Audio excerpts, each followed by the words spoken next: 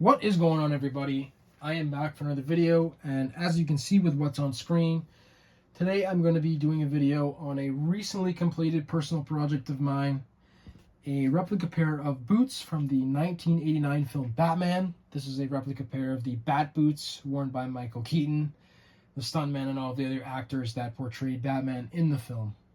I thought I would just go over the whole build process I went through, as far as starting at the base shoe to, as you can see on the right here, the finished ready-to-wear bat boot. So starting out in this process, the first thing is sourcing the base shoe. So the base shoe I used and the base shoe that were used on production are the same. There are a couple of small differences, but they are both Nike Air Trainer 3s. You can sort of tell from the strap here, and there's a couple of details on here that identify them. I was lucky enough to be able to find a pair on eBay for a very reasonable price in my size. One thing I will say is that I ended up sizing half a size up. I found that these do run just a touch narrow, and that half a size definitely helped as far as my feet feeling comfortable and not feeling squished. Personally speaking, having tried these on and done a couple test runs, I found them to be very, very comfortable. I've done a number of different test runs in the full suit and just walking around in these in the house and up and down stairs and that sort of thing. And I found them to be definitely more comfortable than some of the Halloween store, retail store, cosplay Batman boots, as well as some of the Amazon cosplay boots that are sold. I found that these are definitely more comfortable than those.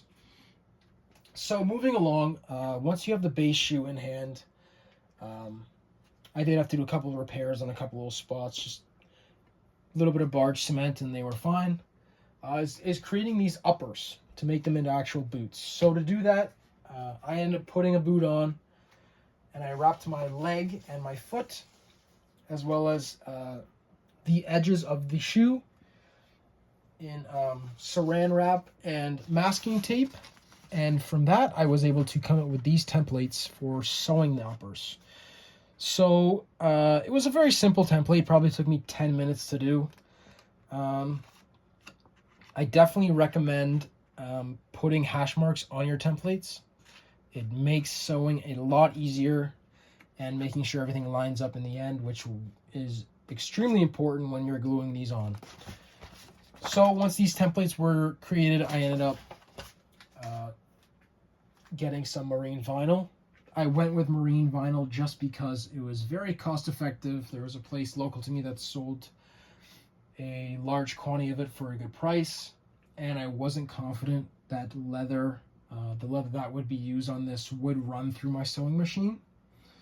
So the marine vinyl was more than fine. Just traced each template out twice. I did fold over the edges on all of these, sewed them, and then ended up sewing the back. Just one long seam. Once that's done, you then have a set of two of these uppers. These are then glued onto the shoes. I just use regular barge cement, 2 layers on each surface, let them dry for 10-15 minutes, press them on, and everything has worked very well. One thing I will say and will recommend is to make sure that this edge here and all of these angles are very, very precise, because this is what's going to wrap around your shoe here, as you can see. And those definitely need to be precise when you're gluing them down. Otherwise, you can start to lose your spots, and it can make gluing those down much tougher than they should be. So the next part of the process was painting. So these base shoes, when I got them, they were a white leather with a white midsole and a gum sole. Obviously, they need to be black. I did look at a number of different avenues as far as doing that, and I found that just going with paint was probably the best case scenario. So I ended up just using Angela's black and Angela's number 600 acrylic finisher. These were recommended to me by the employee at Tandy's Leather that I discuss a lot of different things with. And they've worked out so far extremely well.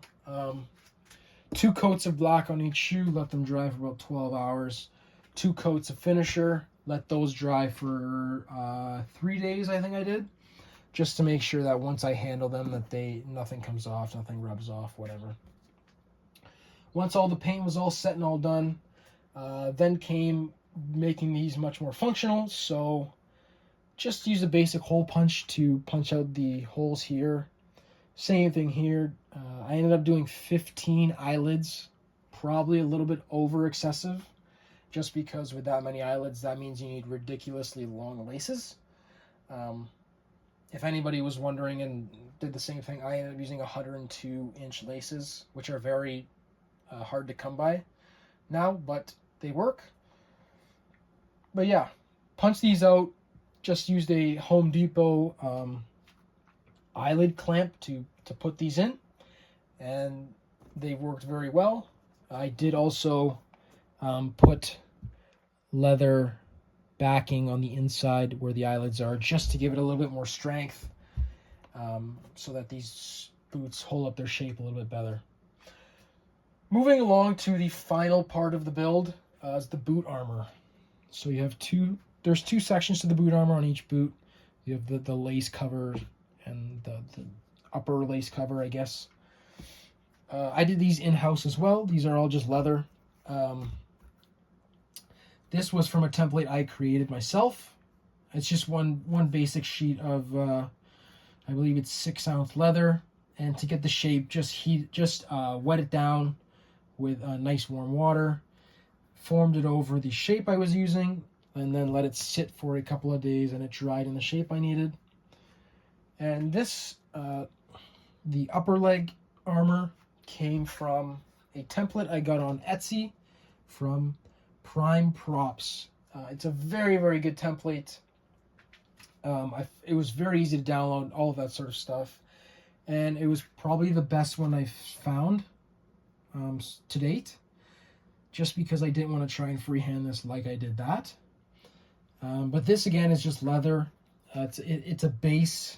I'm not sure if it picks it up, but it's a base layer of, I want to say 6-ounce leather, maybe 8-ounce leather, with some details here. And then I wrapped everything in a layer of 2-ounce leather. I wet everything down. I applied barge to both sides, just wrapped everything, and I was able to get these details, and then just painted these black. The final part of the build process for me was adding the Velcro, it's very straightforward, just, eyeballing it and sort of lining it up. Putting it on, I used sticky back Velcro, but I also used goop on the actual uppers, and it stuck very, very well. No complaints about it. The Velcro doesn't come off on either piece. I did the same method on the back here. And yeah, I think that pretty much covers everything. Here's the boots. As I said, they're very, very comfortable. I'm very happy with how these turned out. They're comfortable, as I said. They do take a little bit of time to put on and take off, just because when you are putting these on, you have to go pretty much all the way down to about here, undo all the laces all the way about down to here, and then redo them all the way up once you're suiting up, which takes a little bit of time and really puts into perspective putting on a bat suit and the time it takes. But yeah, like I said, just to sort of wrap this up, very happy with the build, very happy with everything that's how everything's turned out. And if anybody has any questions or comments, feel free to leave them in the comment section below. I definitely try to answer as many as I can. And if you have any other questions, I also leave my email about the build process. I can sort of direct you in the, put you in the direction of where to buy certain things and all of that sort of stuff. So I hope you guys enjoyed the video. Hopefully I'll be back soon with another for some other pieces that I'm working on here. And please like, comment, and subscribe. Thanks.